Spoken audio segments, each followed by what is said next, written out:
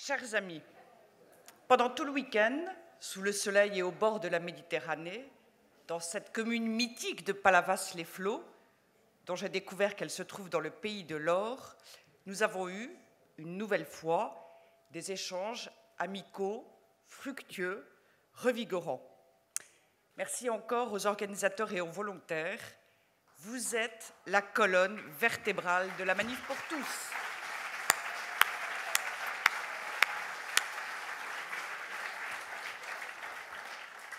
Et merci à vous tous participants qui avez consacré un week-end avec nous à cette université d'été.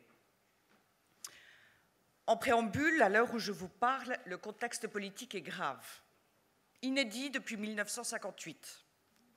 Le président de la République a 13% d'opinion favorable, alors que nous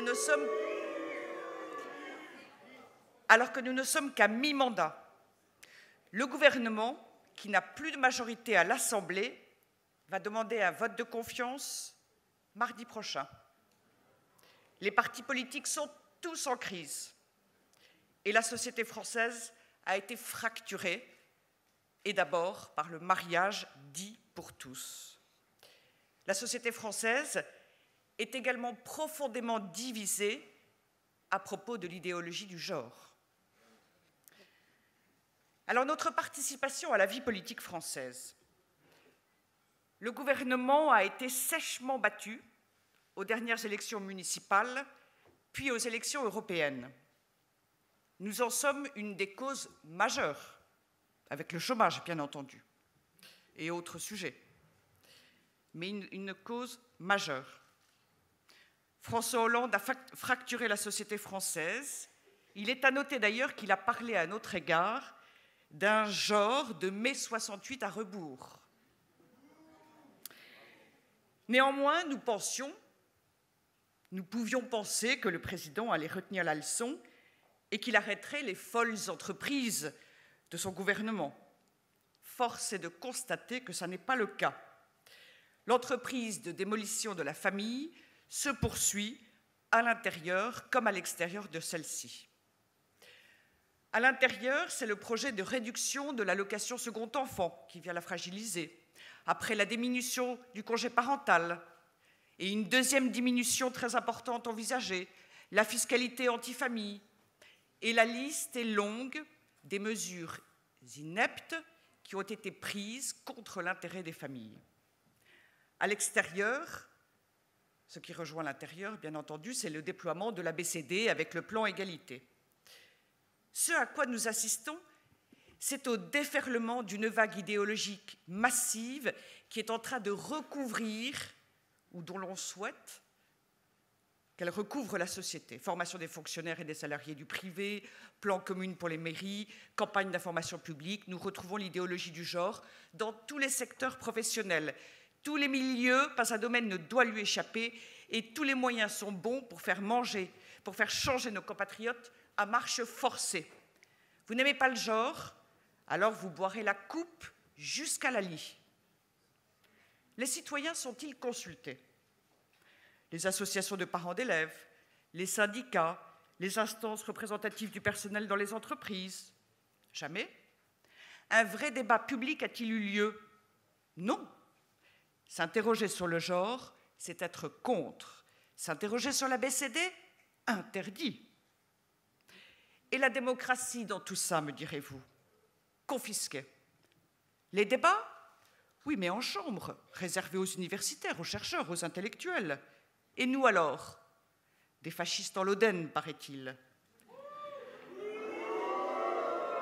Et je tiens à signaler à l'auteur de cette phrase qu'il se trompe, et je l'invite à sortir de chez lui. Cher monsieur Attali, les prétendus fascistes portent des doudounes désormais.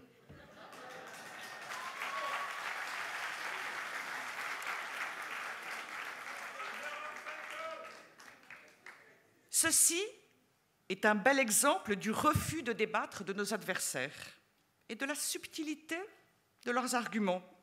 Il est plus facile de nous désigner à la vindicte publique en nous qualifiant de jusqu'au-boutistes plutôt que de réfléchir ensemble. Je profite de cette tribune pour répéter, puisque cela semble nécessaire, que nous sommes tous ici pour l'égalité, qui n'a de sens qu'avec l'altérité homme-femme.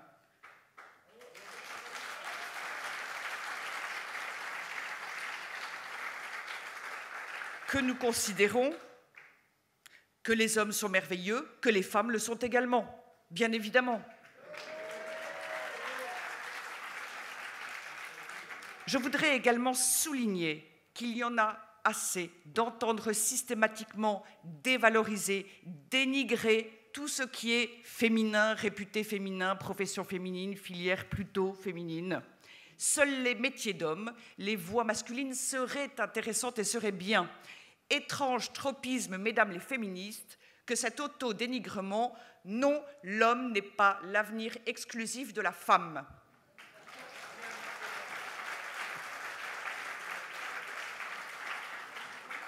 C'est ici que la présence de la Manif pour tous dans la vie politique montre à quel point elle est nécessaire et ô combien nous sommes légitimes. Cette légitimité, nous l'avons forgée avec la force de nos convictions, avec un travail profond, harassant. L'université en est un exemple, avec la pluralité de nos intervenants, avec la puissance de nos manifestations pacifiques qui ont été plébiscitées par le peuple français. Aussi, nous les dérangeons, eux les élus, qui forment une nouvelle caste à la tête de l'État, parce que nous ne pensons pas comme eux, parce que finalement ils détestent le peuple. Et puis nous sommes un nouveau type d'acteurs, ni tout à fait un syndicat, pas un parti politique, plus que l'association, un mouvement sociétal donc, au-dessus des partis puisque transpartisans. Et comme nous sommes les premiers du genre, c'est-à-dire agissant pour toute la société, toutes les familles, sans défendre d'intérêts particuliers, nous sommes attaqués, nous sommes taxés de ce que vous savez. Cependant, comme vous, je constate que nous faisons bouger les lignes à droite et à gauche, notamment sur la gestation pour autrui. Nous sommes désormais en France interlocuteurs des pouvoirs publics et des acteurs de la cité. Et puis nous remportons des victoires. La PMA pour tous n'a pas été inclus comme il était prévu dans la loi Taubira. Le report de la loi famille en février dernier et son détricotage et le détricotage des propositions de loi qu'ils ont voulu mettre à sa place. Le rappel à l'ordre de la France par le Conseil de l'Europe pour violation des libertés fondamentales et même l'hésitation du gouvernement sur l'euthanasie. Implicitement, notre mobilisation a été bien au-delà de ce qui est souvent perçu et de ce que nous-mêmes nous percevons. Concernant la BCD, nous avons miné l'autoroute qu'elle s'apprêtait à prendre. La résistance est en train de s'organiser à l'intérieur même de l'éducation nationale. Concernant le concept malin au départ de rumeur de la théorie du genre, il est en train de mourir, la réalité étant là, même si pour ma part je préfère parler d'idéologie du genre. Par ailleurs, la PMA et la GPA sont désormais au centre du débat politique. Si je ne souhaite pas nous tresser des lauriers, reconnaissons quand même que 2 ans après la fondation de la Manif pour tous, notre bilan est globalement positif et ce n'est pas fini.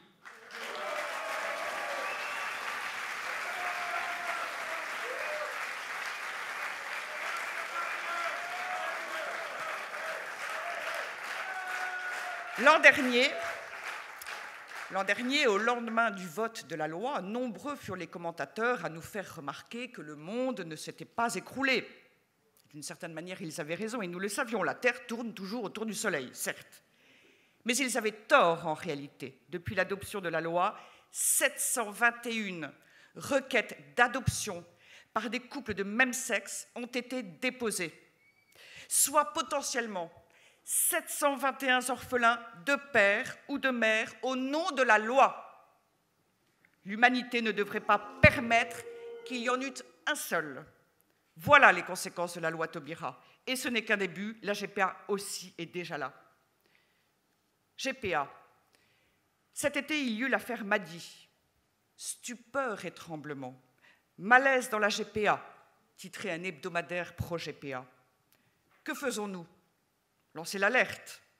Par là, nous sommes fidèles au principe gravé dans le marbre de la tradition française de non-disponibilité du corps humain. Par là, nous sommes fidèles à cette tradition qui est de dire non à la toute-puissance du marché, non au nihilisme.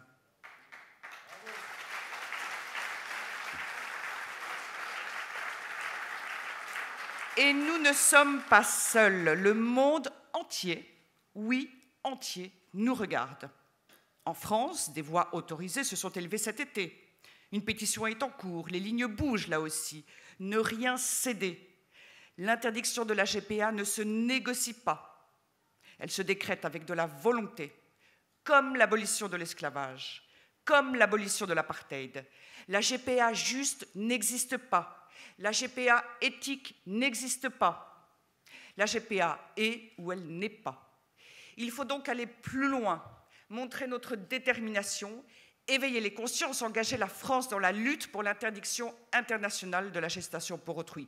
Ce sont les objectifs de la manifestation du 5 octobre.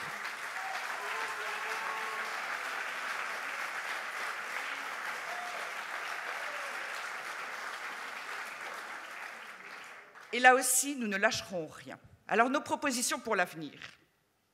Face à cette situation, nous avons une responsabilité historique, née du soutien des millions de sympathisants qui nous font confiance. Mais nous avons aussi la responsabilité de nombreuses jeunes femmes partout dans le monde. Nous devons agir sur le fond et la forme. Sur le fond, soyons toujours plus une force d'analyse et de proposition. Grenelle de la famille, charte des élections, décryptage des ABCD, amendements lors du vote et des débats sur les dernières propositions de loi famille. En très peu de temps, nous avons réussi à produire une pensée et des propositions innovantes, à bousculer et à engager des responsables politiques à remettre en cause les certitudes de certains, et ce n'est pas fini. Sur la forme, conservons notre ADN, informel et formel, créatif et surprenant, apporteur d'idées nouvelles, gardien des bonnes choses, de ce bien commun que tous les hommes et les femmes reconnaissent. Il nous reste aussi à sensibiliser, à expliquer ce que nous faisons, à montrer que la lutte se poursuit. Comme toute idéologie, celle du genre est tentaculaire, mais celle-ci a en plus ce redoutable argument de prétendre agir au nom de l'égalité. Et donc pas un domaine, pas un sujet ne lui échappe, d'où la difficulté pour nos contemporains de comprendre réellement ce qui se passe. Aussi, nous voyons bien que notre combat s'inscrit dans le temps, et celui-ci joue parfois contre nous, mais il peut jouer aussi avec nous. Les folles utopies ont toutes connu une fin dans l'histoire.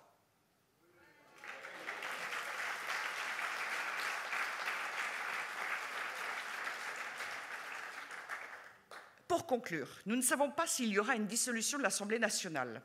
Dans tous les cas, nous devons être prêts à peser sur tous les partis.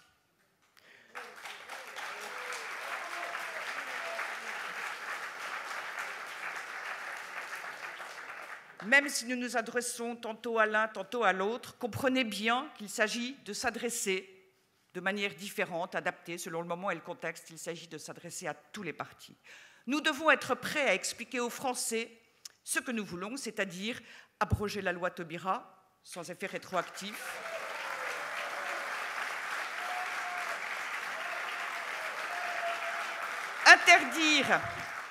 interdire la PMA pour les couples de même sexe et les célibataires,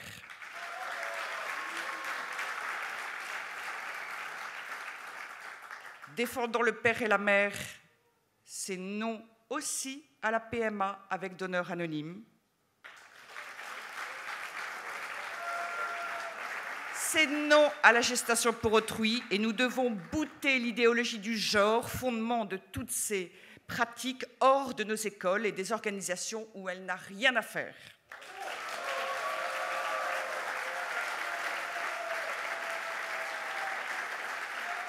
Notre responsabilité est grande au regard de l'histoire et des familles et de leurs enfants qui nous succéderont et qui nous interrogeront.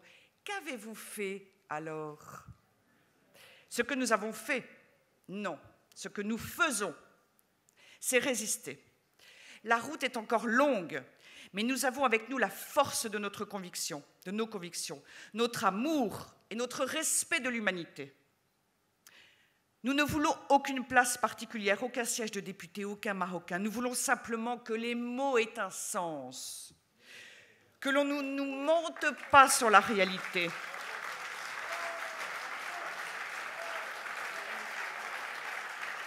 Nous voulons que la démocratie vive, qu'elle ne soit pas à la botte des minorités.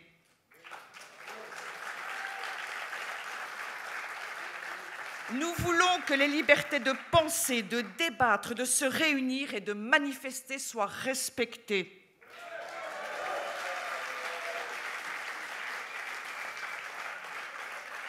Nous voulons que l'humanité continue d'être composée d'hommes, de femmes et d'enfants qui sachent d'où ils viennent.